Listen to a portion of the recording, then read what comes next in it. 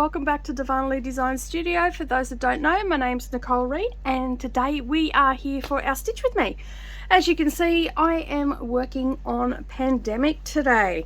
So yeah, I'm so close to a page finish. So I've only just, I started it at the beginning of the year. I put a couple hundred stitches in and then didn't look at it again until July. I think was the last time I looked at it. So I've just been working on this probably every couple of weeks, just putting a few hundred stitches in, and I've slowly been plodding away with it. Last night I got 811 stitches into it, and yeah, so that is what it's going to look like. I'm working up here, page 1, and I'm just about here, and I've got a little bit of the border to go, and then I've got a page finish. So I'll be starting in, I'm not sure if I'm going to go down or whether I'm going to go to the side. We'll see how it travels. All right, so this is where I'm at. Okay, the thread that I am using is a Silks for You thread. It is I never remember the number. What number is it again? It is PR068, and as you can see, it is a beautiful grey and red, like a charcoal colour with a red, like a burgundy colour. Some of my favorite colors happening in here. So it's charcoal, it's not black. So sometimes the camera doesn't show the color as nice as it possibly could be. So I'm using Pattern Keeper today. For those that don't know what Pattern Keeper is, that is an app that you can get for both Android, and I don't think you can get it for iPhone. I'm not too sure because I'm an Android girl. So yeah, so it is on Android, and basically you can upload your patterns into it, so your full coverage patterns works best in it.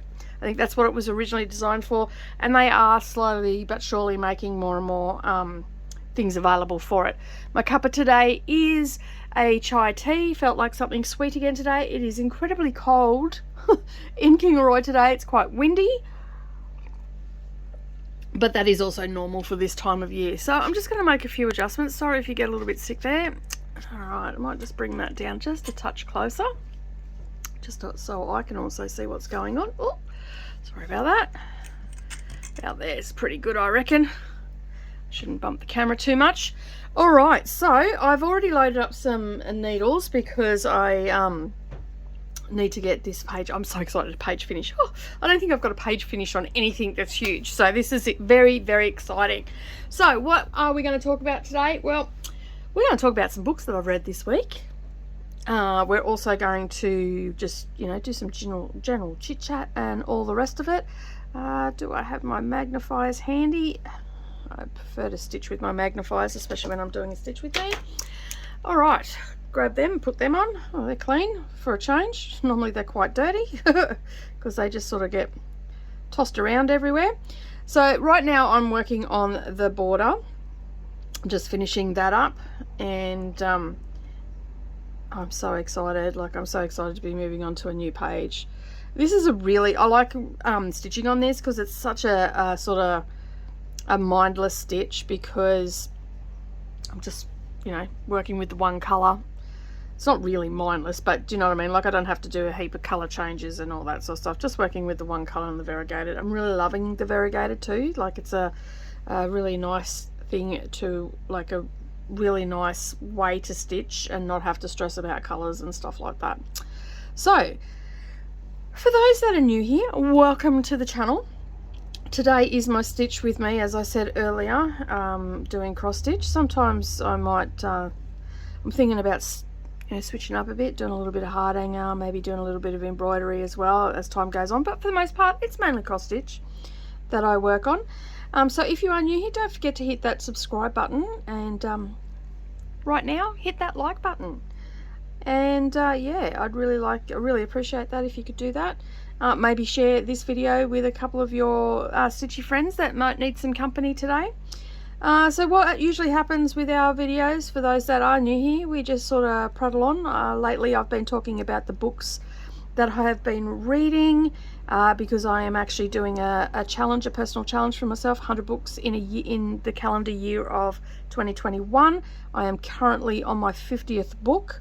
I had miscounted and then realized that one of my books it had actually logged, actually 2 of my books had logged, one had logged that I had read it 3 times this year, and the other one had read it, said that I had read it twice this year, and that wasn't the case on those. I haven't read any. I have read. What's it called? 5 Second Rule. I've read that a couple of times, but I've only read it once this year. So I thought, that doesn't sound right. I went and had a look, and then I seen that it, on my Goodreads, that it had registered twice and 3 times this other book. All right, so that's what we were going to talk about, the books that I've read in the past week. I finally finished some of the books that I've been listening to in the truck with my husband. I'm also going to talk about the books that I've got coming up as well. And I took notes this time for my returning subscribers. Yay! I remembered to take some notes of the authors because the last couple of times I've been on, I have completely forgotten what the book's been called and stuff like that. So I've taken some notes. I think it's the first time ever I've taken notes for any of my videos. So yeah, hopefully they're pretty good notes. All right, so if you are a returning subscriber, thank you so much for taking some time out of your day to stitch along with me. If you haven't already, grab yourself some craft, grab yourself a cuppa, and we're going to get stuck into talking about some books and doing some stitching. All right, so the first book that I talked about this last week. It was a book that I started listening to in the truck, and it was about the bushranger Captain Moonlight. Okay, the title of the book is called, I just got to swap my glasses out, so bear with me. I did write this down. So the title of the book is called Moonlight, the tragic love story of Captain Moonlight and the bloody end to the era of the bushranger era. It is by Gary Linnell. I believe that's how you pronounce his name. If not, I'm so sorry. So for me, this was a sort of a different sort of book. This was a historical book, Australian historical book. I actually didn't really know much about Captain Moonlight. Like, I'd heard the name. And both my husband and I, when we started listening to it, he goes, it's a real, like, we both sort of looked at each other, and I just said, you know what? I didn't learn about any of these guys in school or anything like that. And I know that they don't want to glorify the bushranger and all the rest of it, but come on, it's part of our history. It's part of who we are back then and all the rest of it. So I had started reading that in the truck with Brendan, and I was quite intrigued by it. He, however, was not interested in it. Yeah, so that was fine. Like, we all have our things that we like to read. I'm just moving my light, sorry, because it was just in my way while stitching coming down. Yeah, so we all have our taste and all the rest of it. It wasn't his taste. So for those that might be interested in it, it was actually a pretty good book. It sort of jumped around a little bit. It was a historical book, and the author has done a lot of research, and that is quite evident through the book. And at the end, he talks about his research and stuff like that. So that was quite good, how he came to discover the letters and all that sort of stuff, and like why he used them and whatnot. So this whole story was really, it was written from newspaper articles and letters that he wrote. And here's a spoiler: he dies in the end because he is a bushranger. Okay. He just before his hanging, he was constantly writing letters and all the rest of it. He wrote letters to his family. Subsequently, these letters never seen the light of day, and they've been saved and all the rest of it. So the author had used the access to those letters, and that's how he's written this book, and from newspaper articles and all that sort of stuff. All right, so basically it is the story, for those that don't know, George Scott was Captain Moonlight. He was an Irish-born, I wouldn't say gentleman, but we'll go gentleman. And he was born in the era to a privileged family. They were quite privileged during the famine in Ireland. But unfortunately, they lost their fortune, and they had to leave the country, and they went to New Zealand. This was a little bit later on. Subsequently, that's where George Scott, he got wounded. Basically, he was fighting against the Maoris in New Zealand in the wars over there. He was subsequently shot, and after healing from those gunshot wounds and all the rest of it, he set sail for Australia. That's how he ended up here. I'm not going to give ages and all that sort of stuff, but yeah, anyway, he after recovering from those serious gunshot wounds, he come to Australia, and he basically took up a post as a lay preacher. Now, a lay preacher was just like everyday people that, preach sermons and all the rest of it. He was very charismatic. He was quite intelligent. He was very handsome. Subsequently, the churchgoers were captivated by his charisma and all the rest of it. So he had quite had a bit of a standing in the community. Unfortunately for him, his family had a little bit of what the Irish called wild blood running through them, and he was prone to like bouts of recklessness, madness, whatever you want to call it. Basically, he was mentally ill. He probably would have been diagnosed with some sort of disorder had it been in this day and age. Anyway, he was prone to bursts of madness one night. He basically picked up some arms, donned on a mask, and then basically went and robbed in a small community town. And then he tried to plead his innocence and all the rest of it. He broke out of jail. He just did all the things that the bushrangers do, and it subsequently, while he was sentenced to jail, and he was in jail for quite some time. Off the top of my head, I didn't write this down. Off the top of my head, I can't remember how long he got. I think it was 10 years he got. At Darlinghurst Jail, I think it was. He was based in New South Wales. So for those that don't know, New South Wales, Darlinghurst is still a suburb of Sydney. He seen himself as an intelligent person and all the rest of it. He also represented himself in court and all the rest. So he was quite intelligent. And so anyway, he always pled his innocence on the robbery and all the rest of it, but and that he was out of town and he was spending time with a woman and all this sort of stuff, but no one ever knew who the woman was. And the book jumps around a little bit from bushranger to bushranger, so it mentions a few of your famous ones like the Kelly Gang and a couple of other ones as well. Didn't give them much time, but just sort of giving you an idea of the time and all the rest of it, because part of the title is that the end of the bushranger era. So anyway, this night that he decided that he was going to rob the place in this small community town, I cannot think what it was that he robbed. Was it a bank?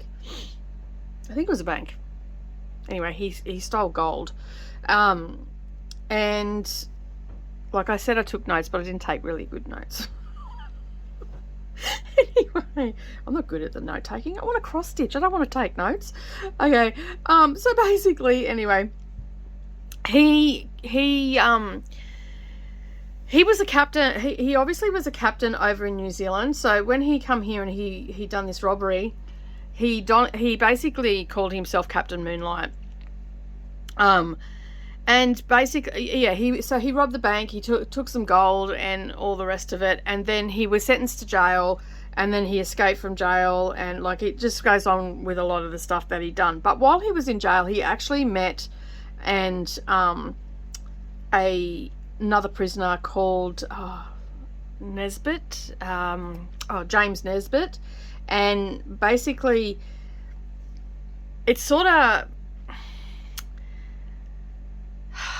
he sort of fell in love with him, I guess, and that's what the author was alluding to, that he fell in love with this James Nesbitt, and James was actually looking for a father figure and stuff like that, and they became very close friends. And yeah, so it just goes on about that sort of stuff. It I do have the publisher's briefing here on what the book is I found it really interesting because I haven't really learnt much about it and all the rest of it, and it has actually sparked a little bit of a interest in looking into, like, you know, I know the famous one, like Ned Kelly. Everybody knows about Ned Kelly, but you know, some of these lesser known bushrangers but were still quite notorious. There was, you know, some that were quite gentlemanly, some that were quite vicious, and they sort of just touch on them in this book. So I found that super interesting, and has sort of now sparked a bit of an interest in looking into it a little bit further. Like, am I going to like dive headlong into it? I don't think so, but I wouldn't mind reading a few more, you know, historical books on it. Now, the book was set out in like a novel format, and it was pretty fast paced too. It did jump around a little bit, and I found myself a couple of times going, hang on, what did I just listen? Because I listened to this. This is an audio book, and I sort of, you know, went back 30 seconds and re-listened to it again. There's lots of dates and talking about people that were involved in his hanging and all that sort of stuff. And the author also sort of tries to capture how he was feeling through his letters and all the rest of it, and bring that to the reader at the time of his death. He wanted to be buried with James Nesbitt. Unfortunately, that did not happen. Apparently, you can visit. I didn't write that down. Where is that? Is it in Gundagai? Yes, Gundagai, I think it is. Don't quote me on that. I could be completely wrong. I may have to just touch on it again next week. But he was originally buried in Sydney, and then I think in early 2000s or somewhere around there, or late 1995, around 1995, late 90s, he was basically dug back up, and they went and put him at in another site at Gundagai. So basically, yeah, I found it really interesting. He never got to be buried with, one of his dying wishes was to be buried with James. He never got that. James's grave, when he was buried, he was buried in an unmarked grave. He died in a gun battle, and that's sort of where the book sort of starts, talking about the guy that hung Captain Moonlight, and Captain Moonlight being quite distressed over this James being killed in their last gun battle. So yeah, and it's quite descriptive on how he looked and all that sort of stuff, and you know, just talking about the times of, you know, the sexually repressed era of Australia and all that sort of stuff, and you know, it touches on newspapers and the corruption in the police force and stuff like that. So I mean, it's set back way back when, in the 1800s. So yeah, so basically that's sort of where it comes. And as I said, I found it really really interesting, because I haven't really learnt about that. I've been a little bit ignorant to Australian, like I know your basics and all that sort of stuff. I've never been much of a history buff, but this has actually like sparked a little bit of a interest in me. So I've got the what the book's about here. I got that off Goodreads. So it says charismatic, intelligent, and handsome George Scott is like unlike any other bushranger. Born into a privileged life in famine-racked Ireland, Scott's family loses their fortune and is forced to flee to New Zealand. There, Scott joins the local militia and fights as a soldier against the Maori in the brutal New Zealand wars. After recovering from a series of gunshot wounds, he sails to Australia, becomes a lay preacher, captivating the churchgoers with his fiery and inspiring sermons. But Scott is also prone to bouts of madness. The local villagers back in Ireland often whispered that a wild drop ran in the blood of the Scott family. One night he dons on a mask in a small country town, arms himself with a gun, dubbing himself as Captain Moonlight, and brazenly robs a bank before staging one of the country's most audacious jailbreaks. After falling in love with a fellow prisoner, James Nesmith, the boyish, pretty criminal desperately seeking a father figure, Scott finds himself unable to shrug off his criminal past. Pursued and harassed by police, he stages a dramatic siege and prepares for a final showdown with the law and a macabre executioner without a nose. And it just goes on to say that it was researched with previously unpublished material. Moonlight is a brilliant work of non-fiction that reads like a novel. It's told at a cracking pace based on many of the extensive letters that Scott wrote from his death cell. Moonlight is set amid the violent and sexually repressed era of Australia in the second half of the 19th century. With a cast of remarkable characters, it weaves together an extraordinary lives of our bushrangers and a desperation of the young nation eager to remove its stains of this convict past. But most of all, Moonlight is a tragic love story. So yeah. So it was, as I said, a really interesting book. Absolutely loved it. If you're into that sort of thing, or even if you're not, because I wasn't into that sort of thing.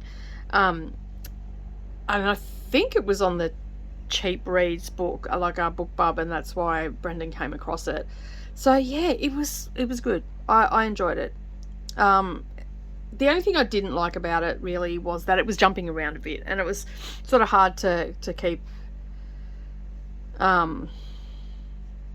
keep track, and occasionally I had to go back 30 seconds or a minute and re-listen to it. So that was the only drawback of it. But as I said, at the end of the book, the author goes into telling you about all the research that he'd done and a few extra things of where he ultimately ended up being buried.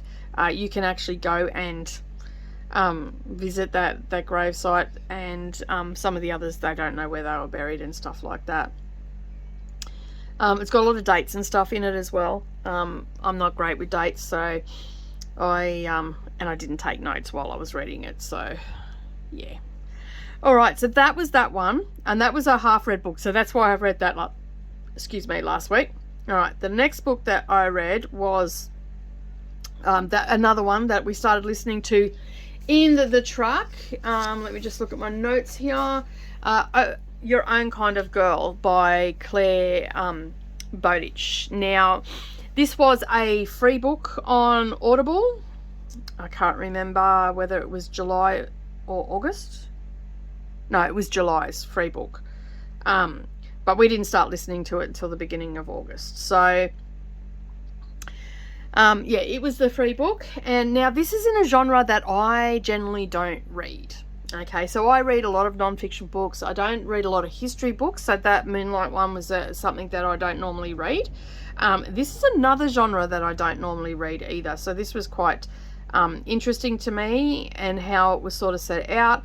As I said, it's called Your Own Kind of Girl by Claire Bowditch. And for those that don't know who Claire Bowditch is, she is an Australian singer and actress. And as I said, this was a free book on Audible. And I thought, well, why not give it a go? It's my first memoir that I've read. And I've read similar sort of things to I shouldn't say I haven't read a memoir, because A Year of Yes was sort of memoirish like, that I read a couple of months back. So Claire Bowditch is she's an ARIA award-winning musician, best female artist. She's a Rolling Stone Woman of the Year for contribution to culture. She's also Logie nominated actor for her role as Rosanna in the hit TV show Offspring, and she is a former ABC broadcaster. So this story basically looks at her childhood. This book was a book that she promised herself at 21 that she was going to write when she was 21 years old. It sort of talks about It talks about mental health, nervous breakdown, post-traumatic stress syndrome, disorder, and yeah, so it touches on mental illness and her battle to come back from that, and it was stemming from her grief from her sister passing away when she was a young child. So I think she was not even in kindergarten when her sister passed away. So yeah, so it just sort of, it was a little bit, I don't know, I expected it to be a little bit more, I don't know, fast paced, but it wasn't.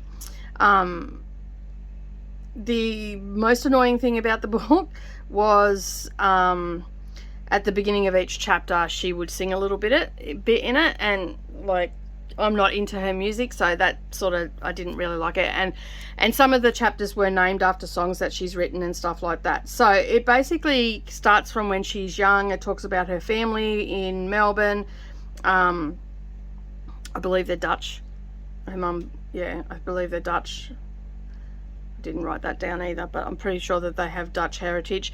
Yeah, so basically it just starts back when she was little and how she struggled with her weight and how she struggled with you know, the grief of her. Well, she actually suppressed her grief. Like, yes, she was upset at the time, but she never worked through it. And subsequently, later on in life, she had a boyfriend. She split up with him. She went to traveled to London, and she wasn't going to come back until she was thin, and she basically just went on about that sort of stuff. And then while she was in England, in London, she had a complete and utter breakdown, a nervous breakdown. So a event triggered that. Her flatmate at the time, or one of her friends at the time, was it a flatmate? I think she was out with her flatmate, and a friend of theirs was extremely dehydrated and subsequently passed out, and that was enough to trigger fear. The grief reared its ugly head again, and basically she became very anxious, and subsequently suffered what they called a nervous breakdown, but now they call that post-traumatic stress disorder. That's what it'd be called today. Shaky nerves, all that sort of stuff, that's what they called it. And so this sort of covers her up until around the 90s, I think, or the early 2000s. Like, now she's got 3 kids, she's married, teenage kids, so it sort of goes up until that sort of time in her life. So she had always sort of made lists and stuff of things, of goals and things that she wanted to do throughout her life and all that sort of stuff. And as I said, it just goes through talking about her her struggle with her mental illness, and the lack of, back then, no one talking about it. It had quite a bad stigma and all that sort of stuff. So in that aspect, it's a great book because it brings it to the forefront. It also goes through her recovery and getting back to some sort of normality and not being fearful of the world and all that sort of stuff. So yeah, it was an interesting read. As I said, it's not sort of something that I normally would read, but I'm glad I did read it. I'm just going to end that thread there because it's getting a bit short. I'm glad I did read it because it gave me an insight into how she was feeling and stuff like that. Like, she did touch on that, and how she etched her way through recovery and all that sort of stuff, and the setbacks that she went through, and it didn't harp. It wasn't something that it didn't harp on that topic, but it come down to her not dealing with her grief when she was younger. That was my takeaway from it. Not dealing with her grief when she was younger, and then it's just basically that event triggered it in London, and subsequently she come home, and like, she was, that, you know, that inner voice that nags the crap out of you, that tells you that you're not good enough and all the rest of it, that was becoming meaner and meaner. And yeah, she talked about how, you know, she'd be driving along and she'd just think to herself, oh, you know, what if I just crashed my car? And so she was having, you know, suicidal thoughts and stuff like that. I found it very interesting in the fact that she was being so raw and so honest in the book, which was really good. Not that I'm an expert whatsoever in memoirs or anything, but I found that to be good, because it was honest. Like, you could hear that you could tell that she wasn't sugarcoating it. Now, it is read by her as well. And sometimes you can hear her when she starts talking about her sister and some of the memories and stuff like that. It actually made me a little bit sad for her, brought a tear to my eye. Now, I've never experienced a sibling passing away or anything like that,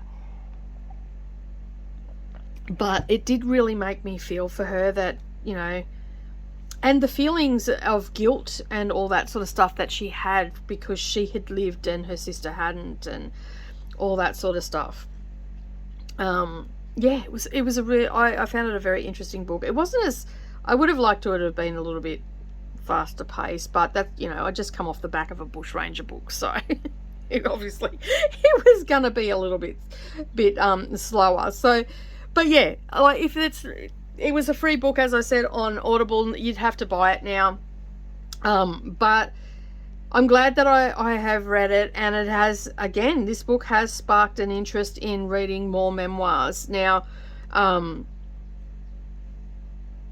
will I go out and buy them? No, I don't think so, unless it was something that I was really interested in. And, you know, as I say never. So, in saying that, this month Audible has another free book, as they do every month. So September's one is a memoir. So I have added it to my library, and I'm going to listen to it, and I will cover a little bit about what that's about in a little bit. So that was the second book that I read. Now, I thought I was halfway through that book. No, I was only up to chapter 2, and the chapters are quite lengthy. I think it goes for, I think it went for 13 hours, maybe, can't remember. But of course I do listen to them a little bit faster. I speed them up when I'm listening to them, because if I listen to them at normal speed, they tend to put me to sleep, and that's not going to help me get work done. All right, so the other book that I read, I've just got my notes over here. The other book that I read was the continuing story of Virgin River.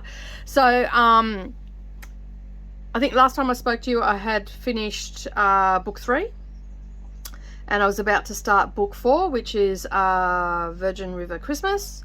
That is not available anywhere in Australia as an audio book, and I couldn't find it at my local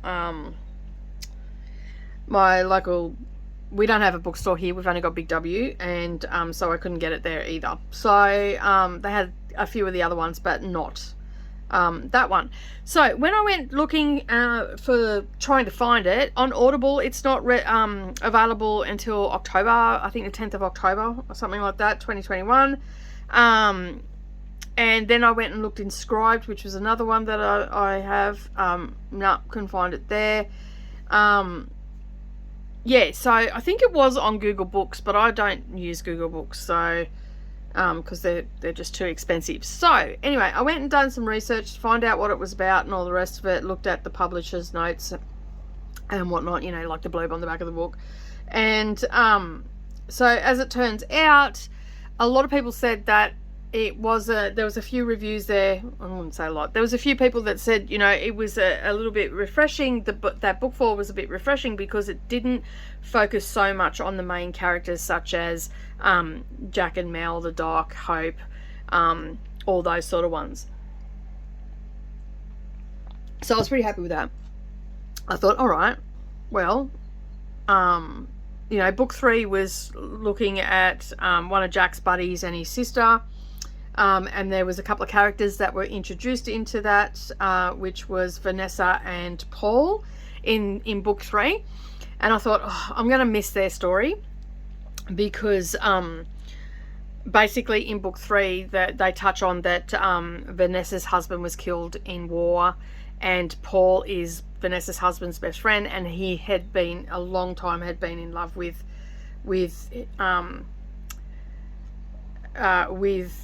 Vanessa. He's seen her when Matt and Vanessa met, blah, blah, blah, all the rest of it. Anyway, they just touched lightly on that. Subsequently, she was pregnant in book 3 and had the baby, and then and so I thought, oh yeah, it'll continue on in it sort of set up that he was, you know, in love with her and all the rest of it. Now, I listen to these quite frequently, so I could be getting the timeline mixed up, whether it was in book 3 or in the next book. Anyway, they had a phone call with him before he died and all the rest of it, and she was pregnant with their first child. Subsequently, he died, blah, blah, blah, blah, blah. Right, so we've set up the story of them. And, you know, like, you already know when you pick, and I've skipped book 4 because I couldn't get it anywhere. So I skipped book 4 and went straight to book 5. Well, book 5 is about Vanessa and Paul. So the reviews were right. I could skip it because obviously the main character, it was about 2 characters that I hadn't heard of in the other books. So I felt that I could skip it. So basically I skipped it, read book 5. Glad I did, because basically we now I've read book 5 and we know what happened between Vanessa and Paul. So Vanessa is still mourning and all the rest of it, because it's you know, in book 5 I think a couple of months have passed, and basically she's still mourning the loss of her husband, and she's living in Virgin River, and Paul goes back to, I think he's from Oakland, and Paul, as I said, was Vanessa's husband's best mate, but madly in love with Vanessa, like sickeningly in love with Vanessa. Anyway, it just follows their story, and without giving too much away, that's where we've ended up. So it was okay to skip that book, and so, you know, I can always go back to it because it seems like it is a standalone. A few people had said that in the reviews and all the rest of it, so that's why I was pretty confident to skip it, and it did. It pretty much just picked up where it left off, really. So yeah, I read that, and one thing I will say though, if you do listen to the audiobooks, just be aware that at the end of the audiobooks, I think it's like the last chapter, or it's just after the last chapter. I don't really know, because I don't pay attention to the chapters when I'm sort of at the end of a book. The narrator, Therese Plummer, she's in episode 4 in season 1, 2, I don't know. Anyway, when Paige runs into one of her friends on the TV show, that's actually the narrator of the books. But be warned, I listened to it, and I haven't listened to it yet, but she did let out a spoiler, which was quite disappointing. So just be careful of that. Don't listen to her. My warning, don't listen to her. What I like about this series is it is a really good, sorry, I'm just trying to find where I'm up to on Pattern Keeper, and I'm a little bit distracted. So I'm finding this series, I'm just falling in love with it. I love the TV show, and now I'm in love with the books, and I sort of, if these books were in my house, nothing would be getting done. So thank goodness for Scribe, and thank goodness for audiobooks, because I'm telling you now, no housework would be getting done, no cross stitch would be getting done, nothing would be getting done, because I would be sitting down and reading these back to back. So I'm pretty much listening to them back to back as well, with a couple other books thrown in for good measure. So yeah, and I just find it, like, seriously, there's something in the freaking water in Virgin River, I'm telling you now. if you're going to a place called Virgin River, don't go. No. I find it a really good, feel good, like a lighthearted romance. It's not over the top or anything like that. It's a feel good romance. And I find myself, like, I'm obviously getting really involved in it because I catch myself smiling when I'm reading, about what they're doing and all the rest of it. And, and even during with the partner passing away and all that sort of stuff, I found myself feeling really sad for Vanessa and all that sort of stuff. So it is a really good, come on, stylus, mark things off so I know where I'm at. It is actually a really good book. I'm really, really enjoying reading the series. Now, I think there's 19 in the series, 18, 19. So I've got a way to go. I'm only I've started book 6. So I finished book 5. I started book 5 on Saturday afternoon and finished it on Sunday afternoon. And I started book 6 last night, just as I was going to bed. And I listened to 2 chapters. I'm about 4 or 5 chapters, maybe even 6 chapters in now. I went for a walk this morning and popped that in and had a bit of a listen.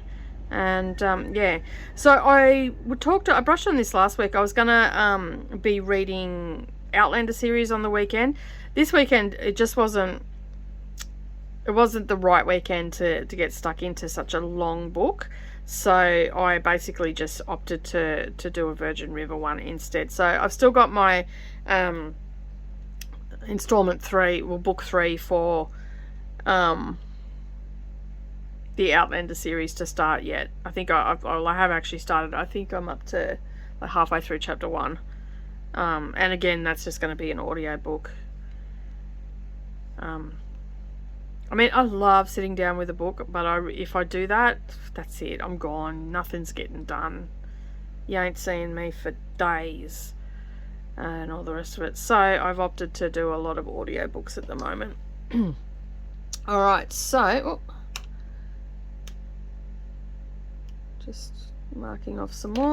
I'm just at this bit is on a diagonal, and I'm just being very, very, and I'm getting up to the edge of the page, so I just want to be very, very mindful of where I'm stitching. All right, so yeah, so I'm already into book 6, so I'm probably going to get maybe 2 of them done this week.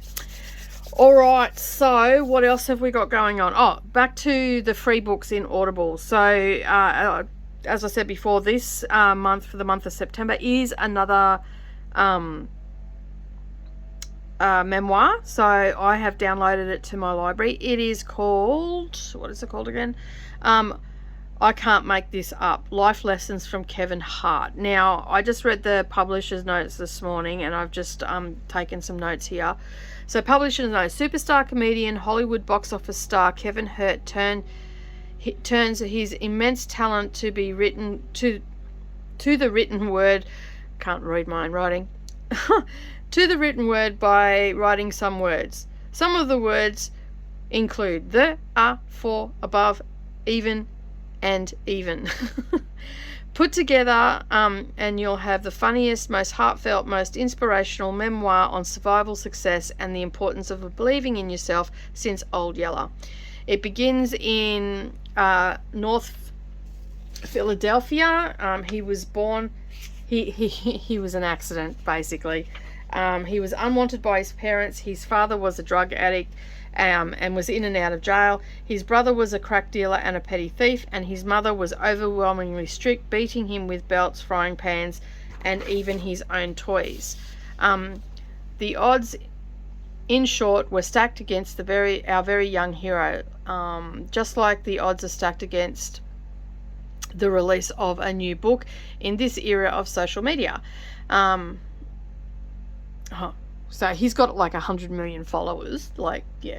But Kevin Hart, like Ernest Hemingway, J.K. Rowling, Chocolate Dropper, and Chocolate Dropper before him, was able to defy all the odds and turn this around. His literary debut takes the listener on a journey through what is his life and what it is today, and how he overcome the challenges and become the man he is today. And that man happens to be the biggest comedian in the world, with tours that sell out football stadiums, films, and his collective gross over $3.5 billion. Whoa, that's wow. Did not know that. He achieved this not just by hard work, determination, and talent. It was through his unique way of looking at the world. And one moment, please. Sorry about that. I just had a delivery. Anyway, back to what I was saying.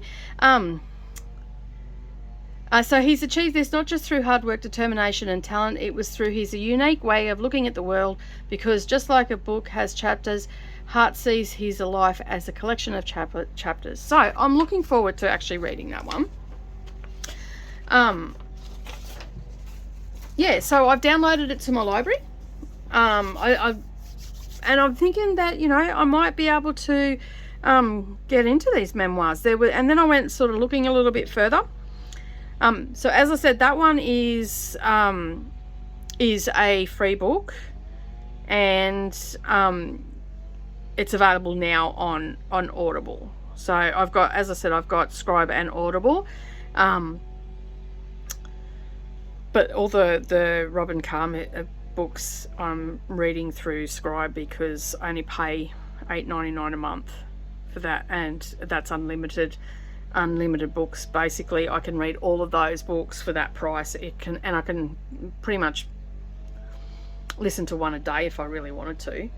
And there's lots of other stuff on that as well. So anyway, it got me thinking that I should go and have a look at a few others, and one that sort of has caught my eye is called Green Lights. It is by Matthew McConaughey. I love his movies, and I thought, you know what, I might get his memoir. It's read by him as well, which is really good. So I don't know, I could listen to him talk all day, really. So yeah, I thought next time I've got a credit on Audible, I might get that as well. So I'm really enjoying the free books that I've been getting as well. So and for those that don't know about Audible, basically you pay a fee each month, which I think is $16.95 Australian, and then you get one credit. So you get, for that $16.95, you get that book, and then you also get, they have a free book each month as well. And Brennan and I have been getting the free books for the last couple of months. He doesn't always get them, but because I've been going in the truck, he's been getting them. So that's how I've ended up onto these other ones and all the rest of it. So yeah, so they are the books that I have read this week. So this coming week I will have the memoir, book 6 in the Virgin River, and then anything else that takes my fancy. Oh, the other book I got, oh, what was it called? BookBub come through, and there was another book that I got, and that'll go into Audible because it was a Kindle book, and I just got the narration for it. It was 99 cents for the book, and then it was $3.49 for the audio book. So basically what I do, sometimes I'll get this BookBub, and sometimes I'll get a couple of books off there, and there's a few in my Audible that I have done, and I've just got them sitting there. I'm slowly getting through books. Brendan's got another recommendation for me as well. He asked me last night, have you started that book yet? And I said no, because I'm reading a book right now, like listening to a book right now. And he goes, oh, tell me when you do, because he and he even recommended it to Savannah. So I don't know what it's about. I'll have to go in and into his audio library and see what it's about, but he's finished it and he said it was pretty good. So it's another one added to my list. At this rate, I am not getting through the list that I put down for myself to read. I am slowly ticking them off though. You know, like the Outlander series is one of them. I don't know whether I'll get it finished this year, because I'm only going to do that on weekends because they're such big books. But you know, who's not to say I finished the Virgin River series, and I end up just sinking my teeth into those. Sorry, just lost train of thought then. So yeah, so that is all the books that I've read. That's what I've got coming up. As I said, the green lights, the heading for that is green lights, raucous stories and outlaw wisdom from the Academy Award winning actor Matthew McConaughey, and it's also read by him. I love his movies, so I might as well learn a little bit more about him and all the rest of it. So yeah, so that's where we're at with that. What else have I got coming up this week? Well, after I get off this video, I've got to sit down and do some, I've got to actually make a binding and then attach to a quilt, and then I've got to get stitching and do that. So I'll probably end up listening to a book. I haven't watched any crappy 80s movies this week, thank goodness. Oh my goodness. Although I did watch a movie last night, I Care a Lot, Brendan's selection, and just the whole premise behind it made me sick. It wasn't like, it was the premise behind it was like guardianship of elderly people, and sorry.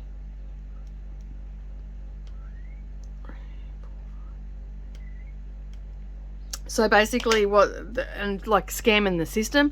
Basically the doctor and this lady were working together, and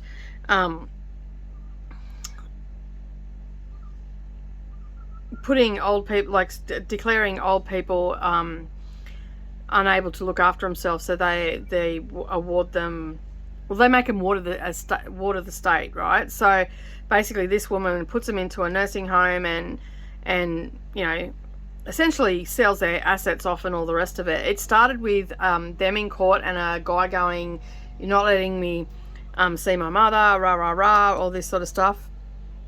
I've just got to do some counting.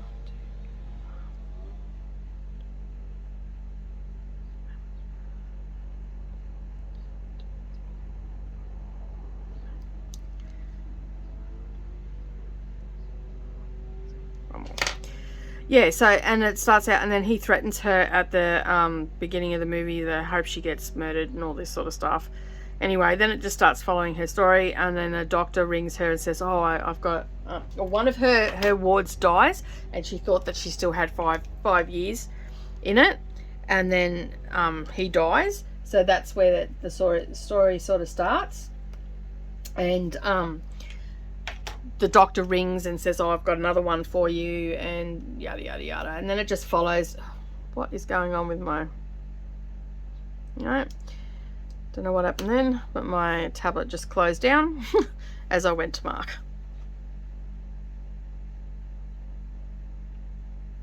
Come on, it's being weird. Yeah, but just the whole, and she was just ripping them off. Anyway, she goes and she gets to the doctor. The doctor says, "I've got this other one," and they call her a cherry because there's no kids. Well, they think that there's no kids and all the rest of it, and it turns out that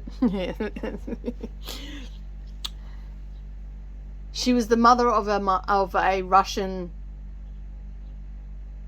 like the Russian mafia, and he was presumed dead. Anyway. And it subsequently goes on and all the rest of it, and I won't tell you anymore. But it's called I Care a Lot, and I think it was on Prime. We have Prime, Netflix, and Stan, and it was on that. It was actually, like, both Brendan and I, I don't think I've ever felt sick to my stomach of a premise of a, like, I'm not talking horror movies or anything like that, because some of them make you feel sick to the stomach, but like with a movie like this where I just thought, oh my god, this could, like, you watch movies and you go, yeah, no, this is a bit far-fetched, but this, like, you could just see that someone would do this. And Savannah walked through the room and she goes, "Don't worry, I won't do that to you." What are you talking about? Oh dear me. But yeah, oh gosh, what is going on with my tablet? It's just not letting me mark off, and then it's marking off 3 down when I touch the screen. Let's get this bigger. Let's get this right. Just stop it. Being temperamental today. Right. I think I'm right now. But yeah,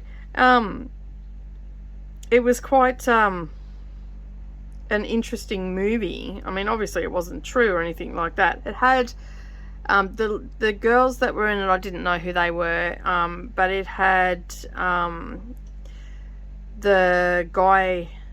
Now, I didn't watch Game of Thrones, so I don't know what his actual name is, but in Game of Thrones, but he was the...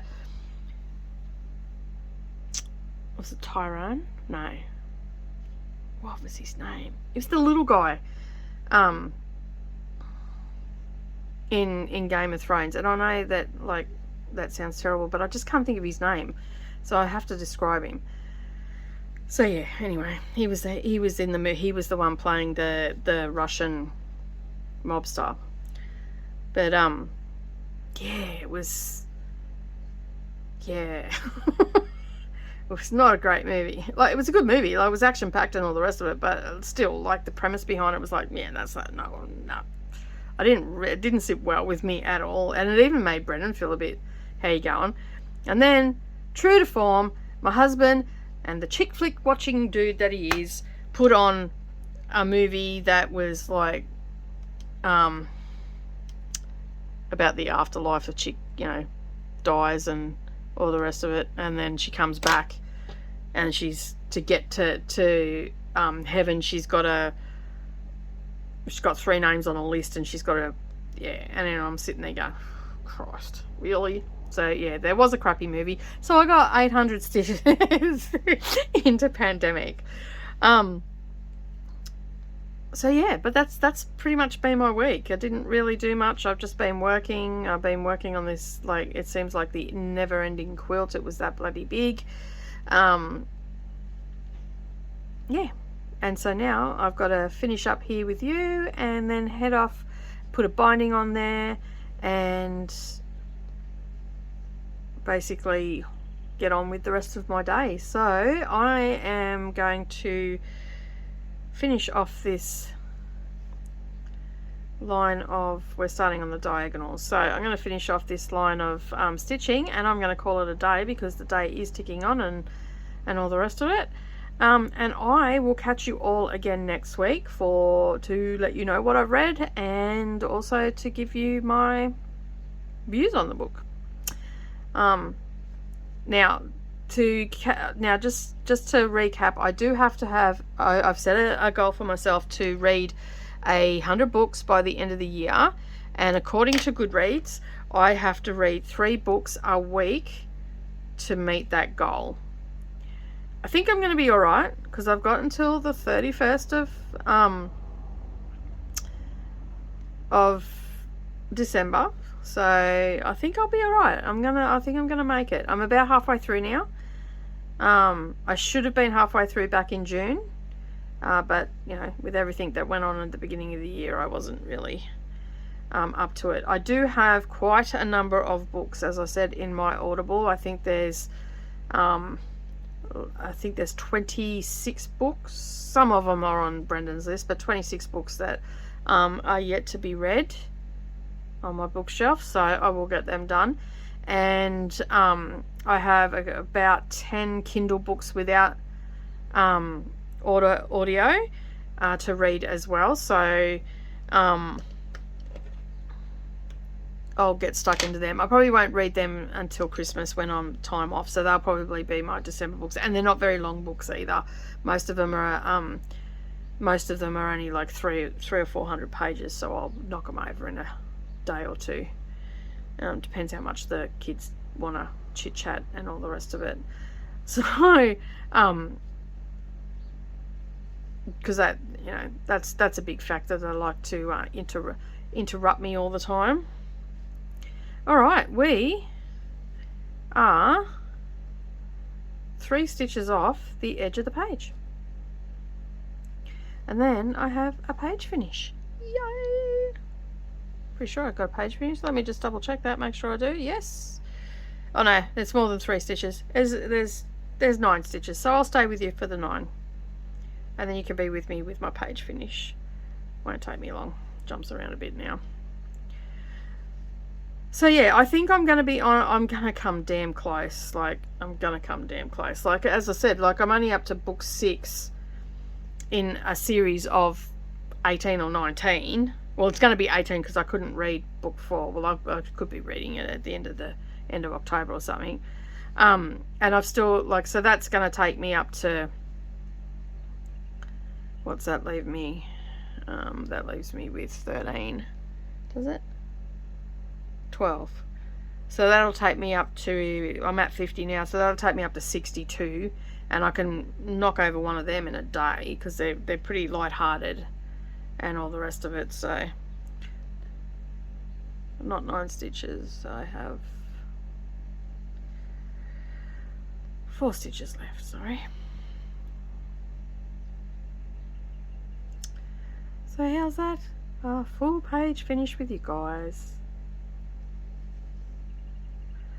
And one more. Sometimes I look at Pattern Keeper and I think, oh no, I've done it wrong when I'm looking at the fabric.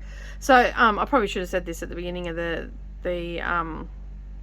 video. I am actually working on 20 count, and I'm doing 2/1.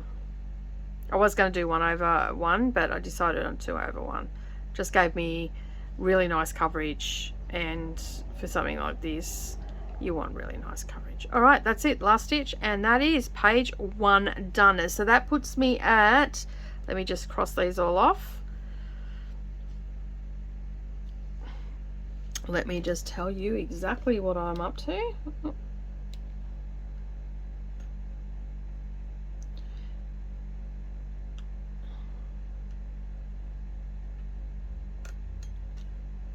can hear my heater going in the background there.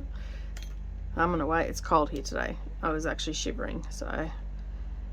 Alright, so I did my border as well.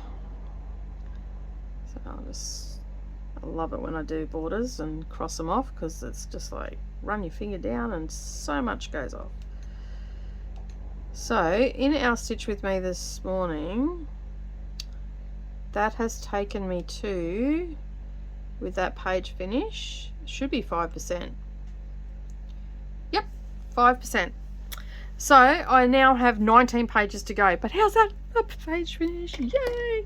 All right, well, I'm going to call it a day. I'm going to go on this. I'm going to go and do some binding, and I will see you all again next week. So thank you so much for joining me. Don't forget to hit that subscribe button if you're new here, and also hit the like button. That shows me that you like this video and helps me get seen in the algorithm. And maybe share it with your friends. Tell them that we do this every Monday, chit-chatting about books and all the rest of it.